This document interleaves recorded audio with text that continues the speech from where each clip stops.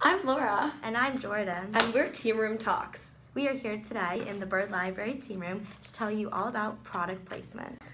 Wait, but before we begin... John David, you're timing us, right? What are the hand signals again?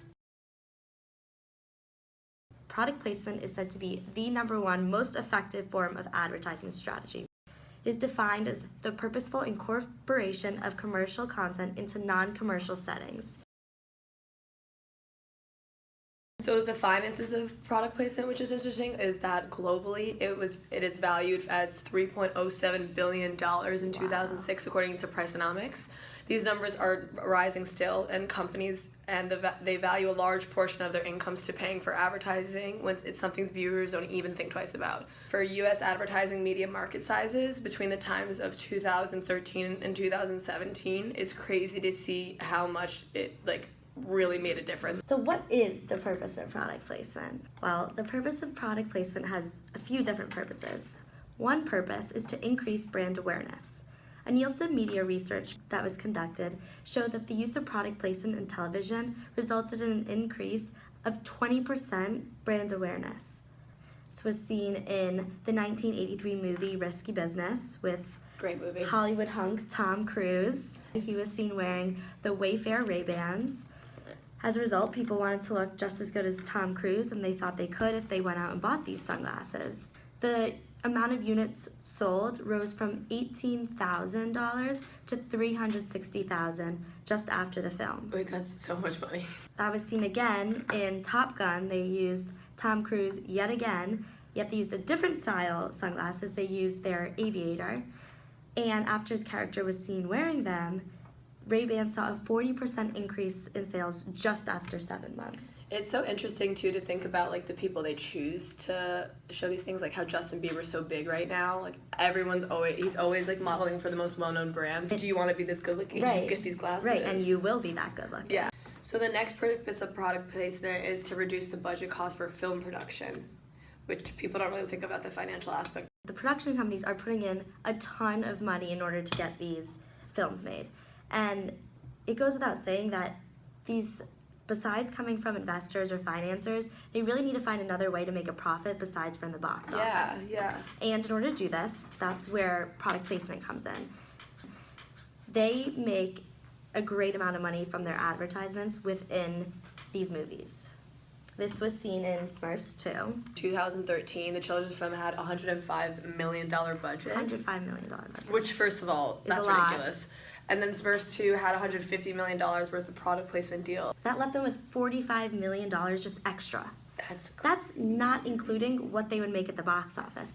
So the next part of our segment is Fun Fact Time. So, did you know that through product placement, the Apple products have appeared in over 30% of the 33 #1 films in the U.S. box office back in 2010? How about Nike, Chevrolet, and Ford appeared in 24% of the top films?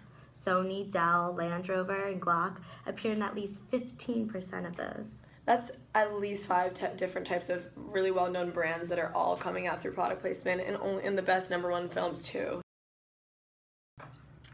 So there are some flaws to product placement besides for its sometimes unsubtlety. As we spoke to Professor Russell of Newhouse, he's an advertisement teacher. His room is plastered with advertisements obviously. Everywhere. And he was so friendly and excited to literally tell us more information about product placement. You can definitely go overboard. I don't know if you're familiar with the show White Collar. They did a horrible job introducing first the Ford Fusion, I think it was, or Taurus, and then secondly going into a BMW, which made no sense whatsoever for a government employee to be driving a foreign car. So you can do it poorly, and when they're done poorly, there's usually a lot of throwback onto the brand, and but when they're done well, you probably don't even notice it. I'm sure you're tired of hearing us talk about product placement, so we're going to show you some of our favorite examples. The first is Lady Gaga and Beyonce in the Telephone music video. I didn't even think about product placement prior to looking at that. No. And now, literally, there was Coca-Cola, Miracle Whip, Polaroid, Virgin Mobile, and so much more within the 5-minute video. There's one small scene that we're going to show you is Lady Gaga in the kitchen with Miracle Whip and Wonder Bread making a sandwich. Like, why is there Miracle Whip in this video? Like, I guess these are kind of the examples that we're talking about of such an absurd product placement that has us talking. Also, like, what audience were they aiming for like a Right. Lady Gaga music video? I Like, don't kids understand. going out to buy bread and mayonnaise. What was that other movie with Will Smith, right? I Am Robot. He puts on these cool pair of Converse All-Stars.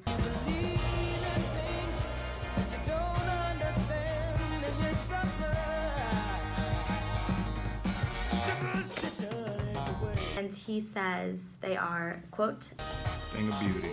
Of course. when I see Will Smith wearing those, I want them, Yeah. especially with his character. Especially Will Smith in general, like that is freaking awesome. It's also funny because the video had like very upbeat music, like Right. in the movie. That part for some reason is really upbeat, positive, like vibes music, and it's just like him putting on the shoes, and you're just like, wow, I'm in a great mood looking Right. at this. Like, maybe I'll feel that way if Yeah. I go and buy these shoes. Yeah.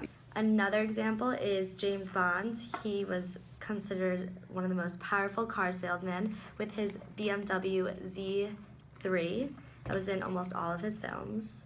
In the newest James Bond film, actually Bond 23, they set records for the most product placement spending. It got Wow. $45 million in product placement, which accounted for a third of the film's budget. Oh my god. So that goes back to what we're saying of one of the purposes of product placement is to reduce the budget for production companies. Like all I see is just money floating like out of their pockets into the movie back out to us. Like Right. it's actually hilarious. That it's not like thousands, hundreds, like it's million, and not like 1 or 2 million, it's 45 million. Like it's absolutely crazy.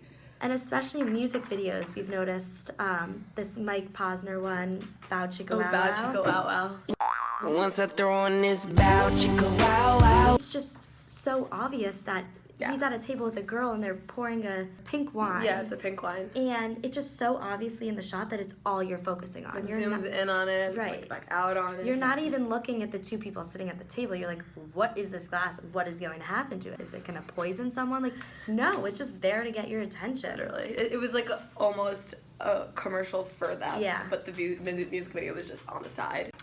So before we leave you guys, we just wanted you to realize how many logos we had in the video that actually was subliminal messaging. So You probably didn't realize we tricked you with some product placement. product placement. So Advil, Starbucks, Life Water, 17 magazine, the book Wild. my iPhone, and then Aspen. There you That's have it. that's at least 5. How many did you guys notice?